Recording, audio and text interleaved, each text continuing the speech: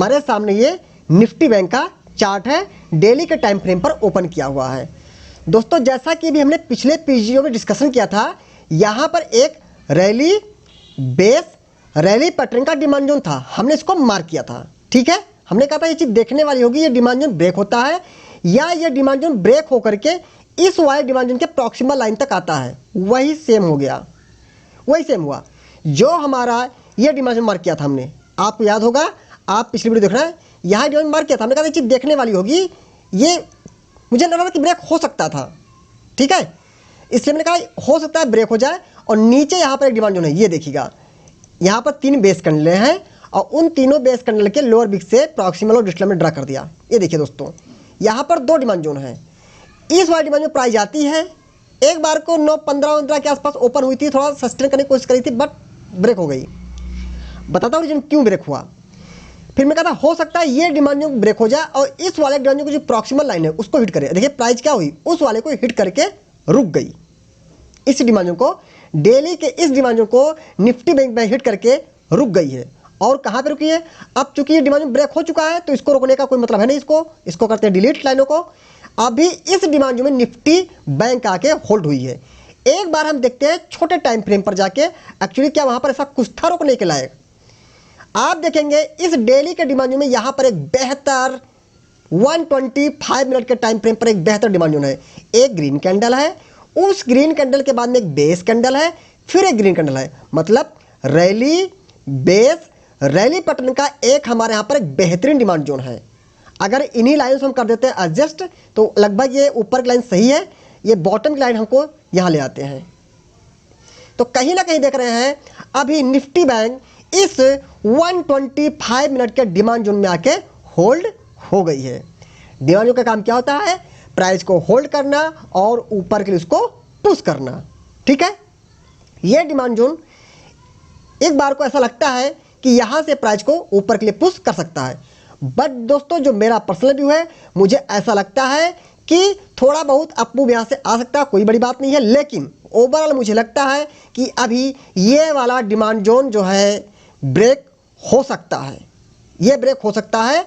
और मैं आपको अगर सही बताऊं तो जो ये लेवल दे रखा है, एक यहाँ पर डिमांड जोन है, ये मैं इसकी भी जरा एक बार को मार्किंग कर देता हूं। देखिए दोस्तों, इंडेक्स में ट्रेड करना, मैं अगर सही बात बताऊं तो इंडेक्स में ट्रेड करने का मेरे हिसाब से जो मुझे लगता है, अगर एक मंथ में 4 वीक होते हैं तो मैं बताऊं अगर, तो मुझे जो लगता है 4 वीक में मैक्सिमम मुझे बहुत मिलते होंगे, तो 4 से 5 मौके मिलते होंगे इंडेक्स ट्रेडिंग में करने के लिए। 4 से 5 मौके, वो भी अगर आप बहुत ज़्यादा चार्ट को ट्रैक करते हैं, बहुत ज़्यादा ट्रैक करते हैं। तो इससे ज़्यादा अगर आपको मौके मिल रहे हैं तो कहीं ना कहीं कुछ खतरा है, क्योंकि फिर वो मौके नहीं है, वो मौके हम बना ले रहे हैं ज़बरदस्ती कि बहुत गिर गया अब ऊपर जाना चाहिए, या बहुत भाग गया अब गिरना चाहिए नहीं दोस्तों।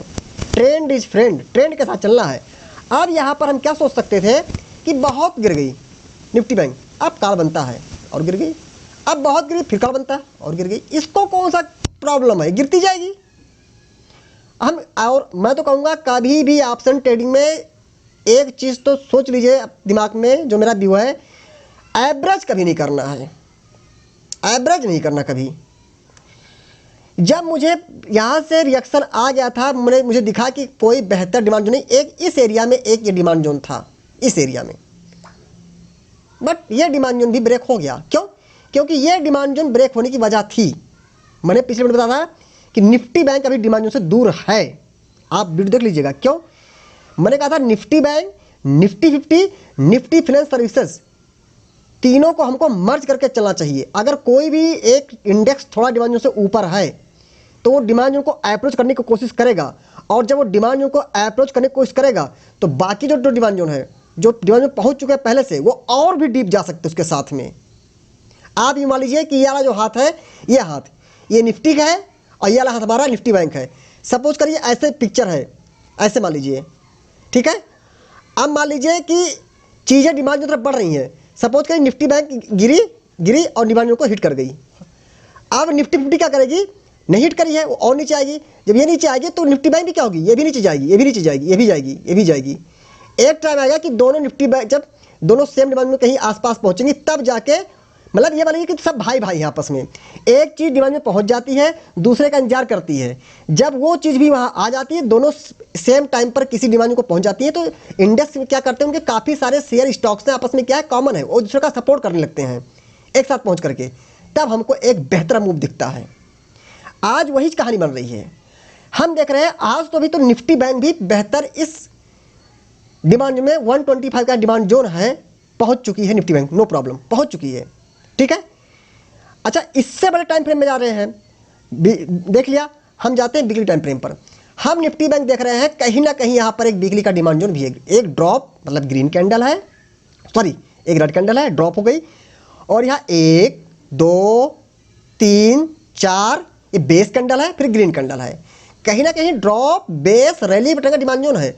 निफ्टी बैंक वीकली के डिमांड जोन को भी अप्रोच कर रही है, मतलब ये एक अच्छा संकेत है क्या, कि हर तरीके से डेली में चेक किया तो डेली में यहाँ डिमांड जोन था, और 125 मिनट के टाइम फ्रेम पर गए तो उस डेली के डिमांड जोन के अंदर यहाँ पर 125 मिनट डिमांड जोन, वो भी अच्छी बात है।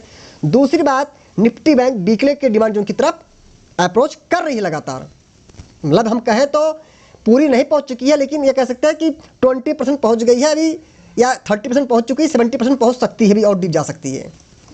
लेकिन जो चांस क्या है कि किन्हीं एरिया में जाके थोड़ा सा 1 2 4 दिन कंसोलिडेशन कर सकती है, उसके बाद हमको निफ्टी बैंक में एक अच्छा अप मूव देखने को मिल सकता है। बट अभी जहाँ कहीं निफ्टी बैंक है दोस्तों, मुझे लगता है यहाँ से एक बार को 100-200 पॉइंट का अप मूव आ जाए तो आ जाए, कोई बड़ी बात नहीं है, लेकिन उसके बाद में अभी हमको निफ्टी बैंक थोड़ा सा और डीप आती हुई दिख रही है। आप समझिए रीजन क्या है, खाली निफ्टी बैंक से कोई पिक्चर नहीं क्लियर होगी। निफ्टी बैंक हुआ या निफ्टी 50 हुआ, आपका एक स्टॉक्स है, इसको ध्यान रखिएगा, HDFC बैंक, ये बहुत ही हाईली वेटेड स्टॉक है, इसकी हिस्सेदारी निफ्टी बैंक में बहुत ही ज़्यादा है, निफ्टी 50 में। जो रिलायंस है, इसकी निफ्टी 50 में बहुत ज़्यादा हिस्सेदारी है, वेटेज बहुत ज़्यादा है। ये दो स्टॉक के मूव को हमेशा आप कैप्चर करने की कोशिश आज के बाद करना शुरू कर देंगे। अगर ये दो स्टॉक कंटिन्यू गिरना शुरू कर दिए तो इंडेक्स में छोटे मोटे डिमांड जोन होंगे तो ब्रेक हो जाएंगे। कब तक कि जब तक कि वो दोनों स्टॉक किसी डिमांड जोन को अप्रोच ना कर दें। अगर वो दोनों डिमांड जोन को अप्रोच कर दें और उन्हीं के साथ में निफ्टी 50 और निफ्टी बैंक भी डिमांड जोन अप्रोच कर दे, तो उसके बाद दोस्तों पैसे बनते नहीं हैं, पैसे छपते हैं। लेकिन ये मौके कब मिलते हैं, जब आप चार्ट को कंटिन्यू ट्रैक कर रहे हैं। Nifty bank, Nifty 50, Nifty financial services, Reliance and HDFC bank, मतलब इन 5 चीज़ों से आप दोस्ती कर लीजिए, दोस्ती पूरी मजबूत दोस्ती। इनका चार्ट आप याद कर लीजिए कि कौन सी कहाँ चल रही हैं।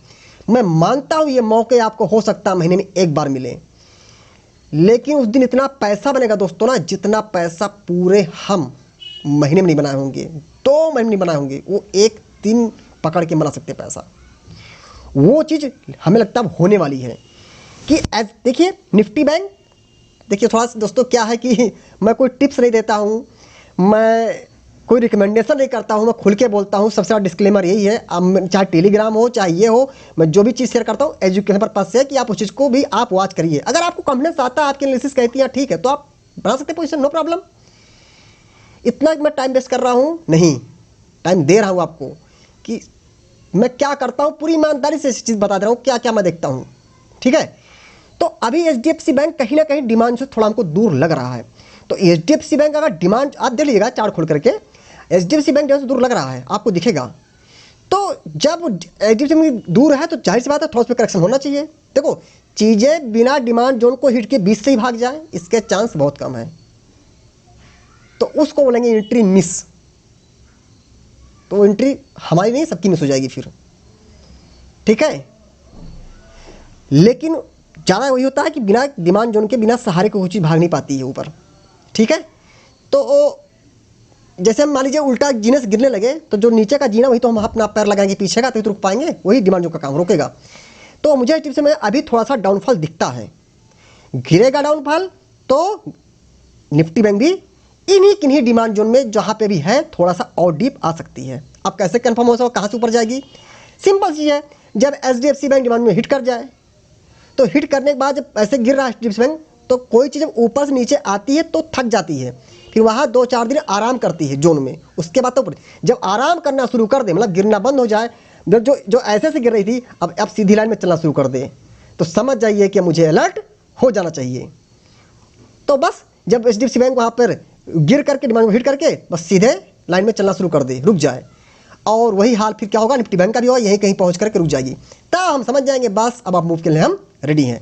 ओवरऑल अभी इस डेली के डिमांड में निफ्टी बैंक पहुंच चुकी है, उस डेली के डिमांड में एक 125 डिमांड जो है जहां पे उसको हिट कर चुकी है, ठीक है। तो जहां से हमको थोड़ा बहुत निफ्टी बैंक में अपमूव आ सकता है, कोई बड़ी बात नहीं है, लेकिन उसके हमको यहां पर अभी थोड़ा सा निफ्टी बैंक और करेक्शन देखने को मिल सकता है। अगला चार्ट दोस्तों खोलते हैं निफ्टी 50 का। आप देखेंगे हमने कहा था निफ्टी बैंक का यहाँ पर एक डेली का डिमांड जोन था दोस्तों, ये वाला, ये डिमांड जोन था। यहाँ भी वही चिंता थी कि ब्रेक हुआ, और ये वाला जो डिमांड जोन था अभी कहीं ना कहीं देखते हैं बिग टू बिग, अगर मैं बॉडी से नहीं मार्क करता हूँ बिग टू बिग, तो वहाँ भी नहीं पहुँची है निफ्टी बैंक, अभी दूर है।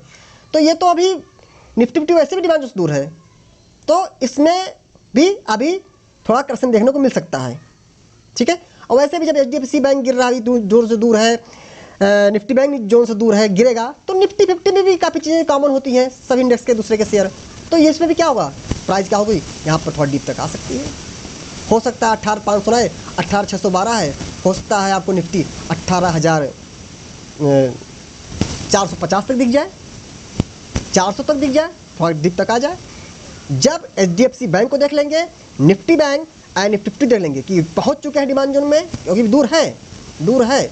निफ्टी बैंक डिमांड जोन को हिट कर चुकी, फिर भी मैं बोल रहा हूँ मुझे करेक्शन देखने को मिल सकता है। उसकी वजह यही है कि हाल ही बेटे स्टॉक अभी थोड़ा सा दूर रह गए हैं अपने डिमांड जोन से, यहाँ से थोड़ा वो अप आ सकता है, क्योंकि डिमांड जोन को जब प्राइजें हिट कर गई हैं निफ्टी 150, तो वहाँ से थोड़ा अप आ सकता है। कैसे, अब मैं आपको दिखाऊँ, मैं अभी तो डेली के डिमांड जोन को निफ्टी 50 ने नहीं हिट किया, मैं मानता हूँ, लेकिन अगर मैं छोटे टाइम फ्रेम पर जाता हूँ, 125 मिनट के टाइम फ्रेम पर जाता हूँ दोस्तों, तो मैं देख रहा हूँ क्लियर कट यहाँ पर एक ग्रीन कैंडल है, मैं थोड़ा सा जूम कर देता हूँ, यहाँ पर एक ग्रीन कैंडल है, इसके बाद 2 यहाँ पर बेस कैंडल है, फिर एक ग्रीन कैंडल है, मतलब rally base rally demand zone है। अगर मैं इन्हीं लाइनों कर देता हूँ एडजस्टमेंट, तो इस के अपर बॉडी से बेस कैंडल के प्रॉक्सिमल लाइन और इन दोनों बेस कैंडल के लोअर विक से क्या होती है हमारी डिजिटल लाइन। अगर आप देखेंगे निफ्टी 50 भी इस 125 मिनट के डिमांड जोन के आसपास आकर के रुक गई है, ठीक है। ऐसे ही सेम मैंने पिक्चर देखा निफ्टी बैंक में, तो कहीं ना कहीं 125 मिनट का सपोर्ट निफ्टी 50 को मिल भी गया है, निफ्टी बैंक को मिल गया। इसलिए मैं बोल रहा हूँ कि यहाँ से हमको निफ्टी 50 निफ्टी बैंक में थोड़ा बहुत अपमूव देखने को मिल सकता है, कोई बड़ी बात नहीं है।